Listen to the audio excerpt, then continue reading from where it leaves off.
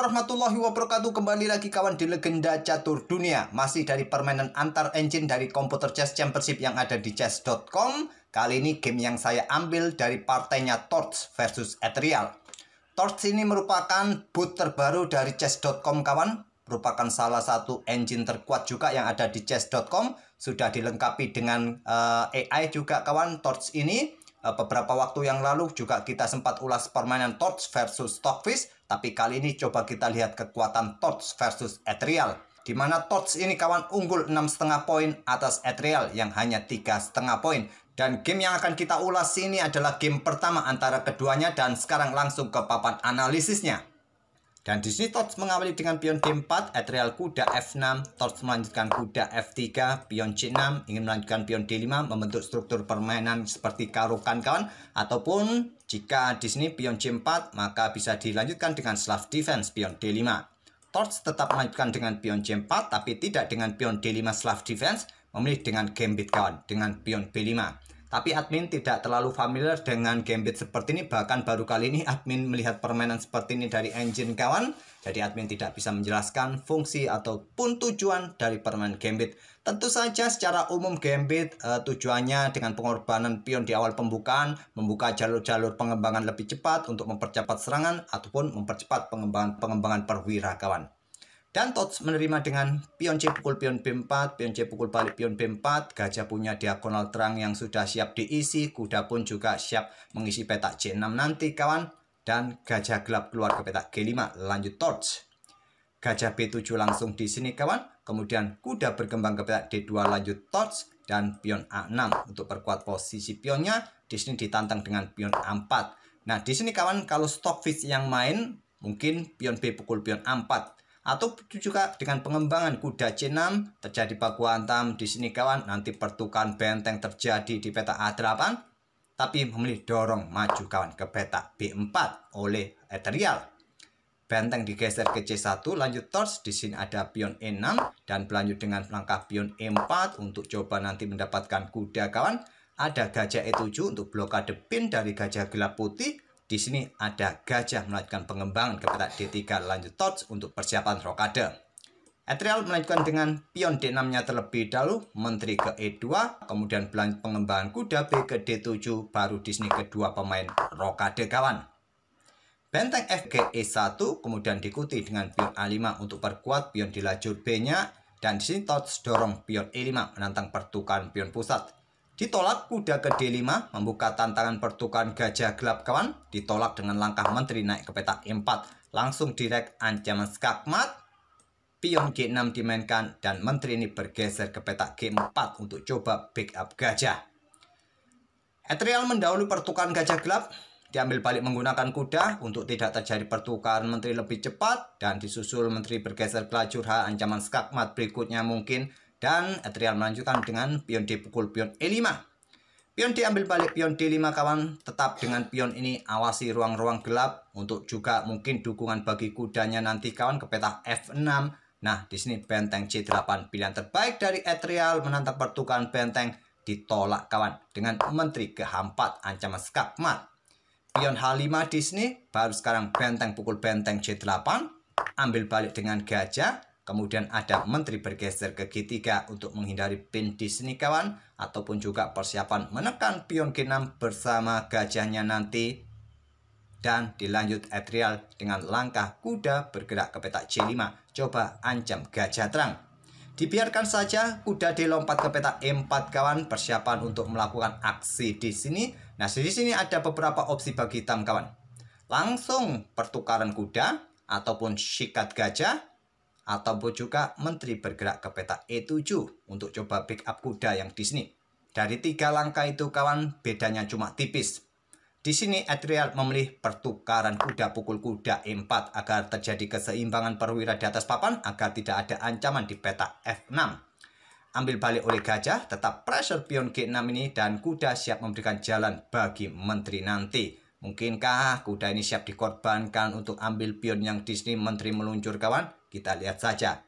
Oleh karena itu menteri bergerak ke petak C7, pressure pion yang di sini, jaga pion juga di sini kawan. Nah, di sini pion H3 untuk berikan ruang bagi raja agar tidak ada kejutan seperti biasa di baris belakang.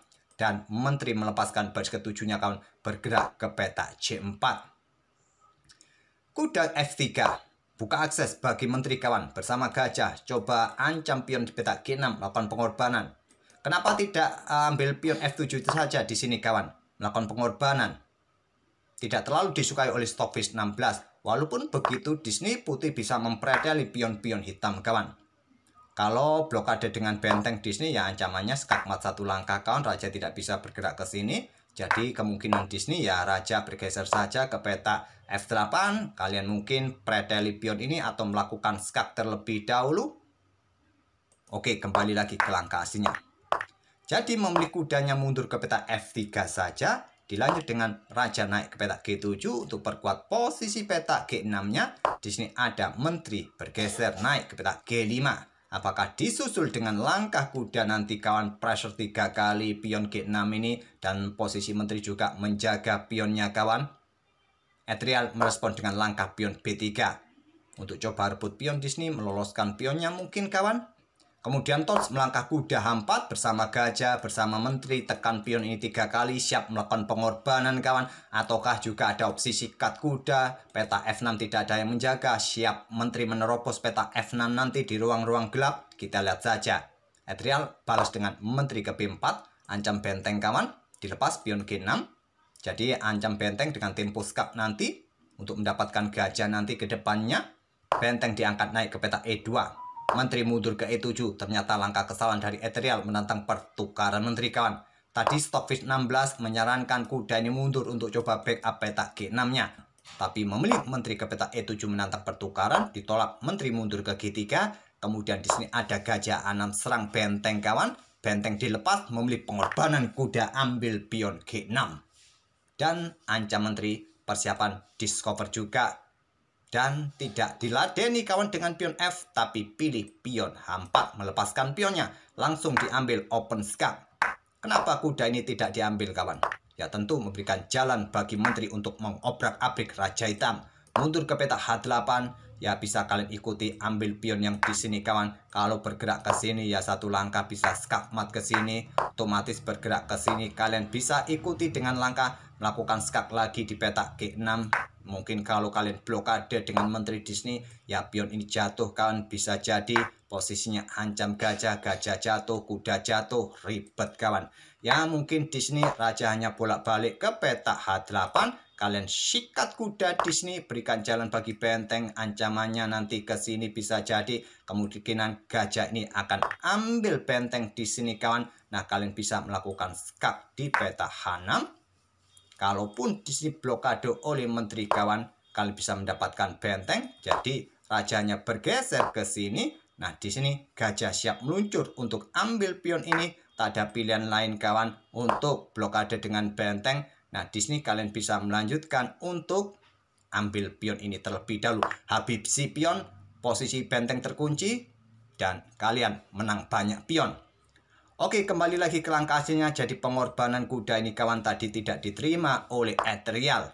Hanya dorong pion H4, kuda ambil pion H4, open skak. Nah, di sini raja bergerak ke petak H8. Baru benteng diselamatkan mundur ke petak E1, ada benteng G8, ancam menteri. Bergeser ke petak F3, artinya di sini Tots korbankan kuda tadi kawan untuk mendapatkan kompensasi 2 pion hitam.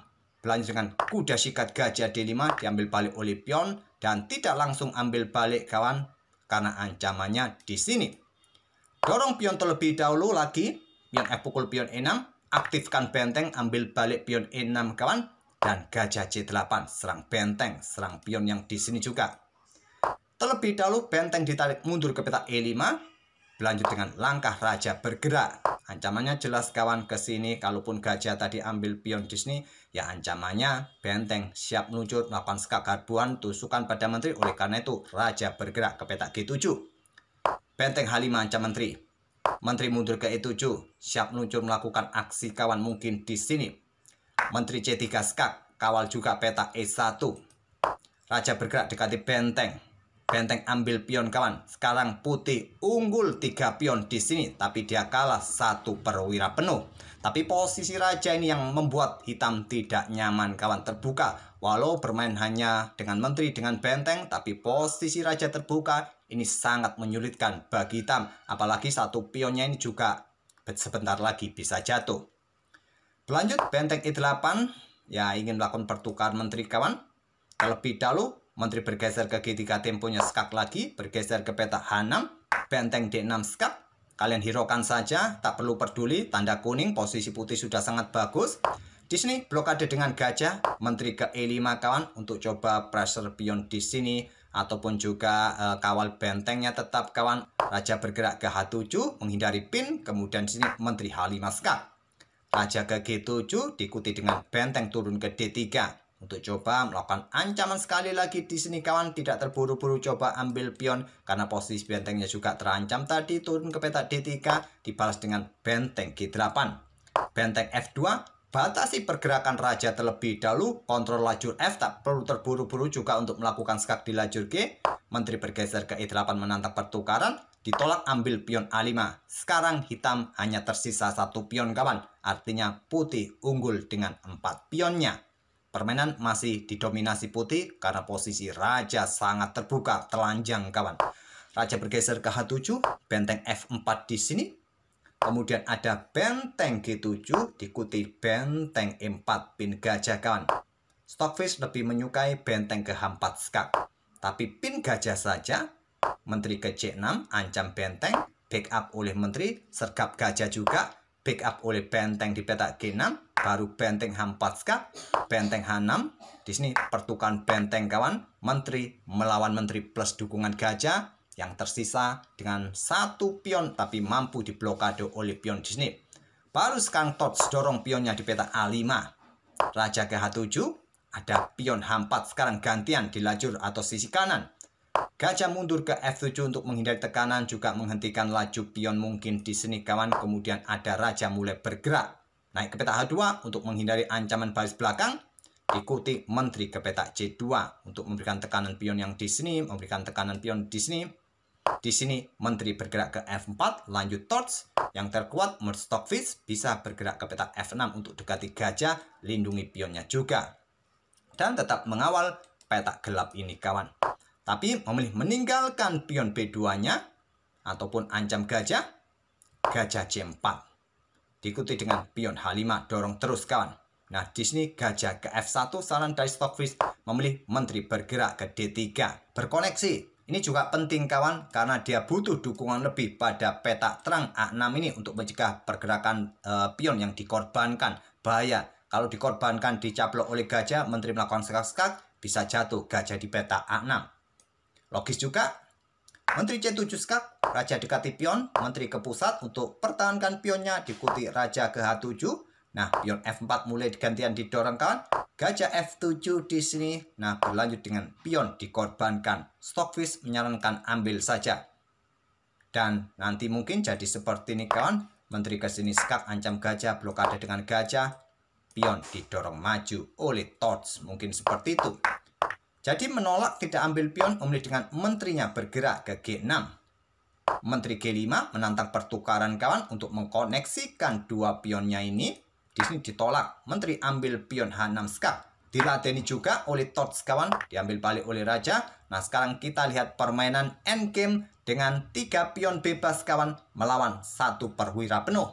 Apakah kalian bisa menghentikan 3 pion ini? Kalau 1 pion ini sudah jelas terhentikan kawan, sama-sama tidak bisa maju, pion hitam, pion putih. Tapi ada 3 pion kawan, 1 pion bebas dan 2 pion terkoneksi. Langsung saja pion dorong maju, raja ke H5, dorong lagi kawan, dihentikan oleh gajah di diagonal terang panjang. Kemudian ada raja naik ke H3, gajah E4, pion dorong skak, memaksa raja mundur, raja putih naik, raja hitam bergeser ke petak F6, giliran pion F5 kawan, gajah B7 mundur, diikuti pion G5 skak, korbankan pion di sini. Ditolak bergeser ke E5 saja. Kenapa tidak ambil kawan? Karena jawabannya akan memberikan jalan bagi raja ini kawan. Kalau ada skak di sini, ya simpel bergerak ke sini, kawal pionnya bisa promosi. Ya memang di sini petak terang, di sini petak terang kawan, tapi sulit untuk menjaga dua petak sekaligus gajah ini. Coba kita simulasikan saja. Apabila gajah ini coba awasi bergerak ke petak terang kawan, apa yang akan diperbuat? Pion dorong maju, raja bergerak ke sini. Tentu saja pion dorong maju, kalian sudah sulit menghentikannya lagi kawan. Kalau nanti sampai pion ini dicaplok oleh gajah, pion di sini bisa promosi. Mungkin raja yang bergerak ke petak F7, raja akan ke petak H7 kawan. Nah, kalian tidak bisa backup pion ini dengan gajah karena terblokade oleh raja. Raja tidak bisa bergerak ke petak gelap karena ada pion. Kalian sudah paham sampai sini. Setelah pion G5 skak tadi kawan, raja tidak berani ambil. Ikuti pion G6, dorong terus. Raja meninggalkan pion kawan. Kenapa tidak blokade saja menunggu pion ini maju? Ya, raja akan backup terus kawan ke sini. Kalaupun ke sini kawan, diikuti dengan langkah pion F6 dikorbankan. Ambil, raja bergerak ke sini, ceritanya sama seperti tadi. Setelah pion G6 tadi membeli dengan raja bergerak ke petak D4, ingin meloloskan pionnya sendiri mungkin, tapi butuh banyak tempo untuk menyelinap. Di sini pion F6. Raja D3, pion F7, raja dekati pion, pion G7, kedua pion siap dipromosikan, raja hantam pion B2, promosi, gajah bergerak kawal petak terang kawan, promosi sebelah kiri, sikat, promosi di lajur G. Sampai di sini saya percepat saja, sudah sangat jelas, tak perlu saya jelaskan satu persatu, dan kena skakmat di petak C5 di langkah ke-81 skakmat.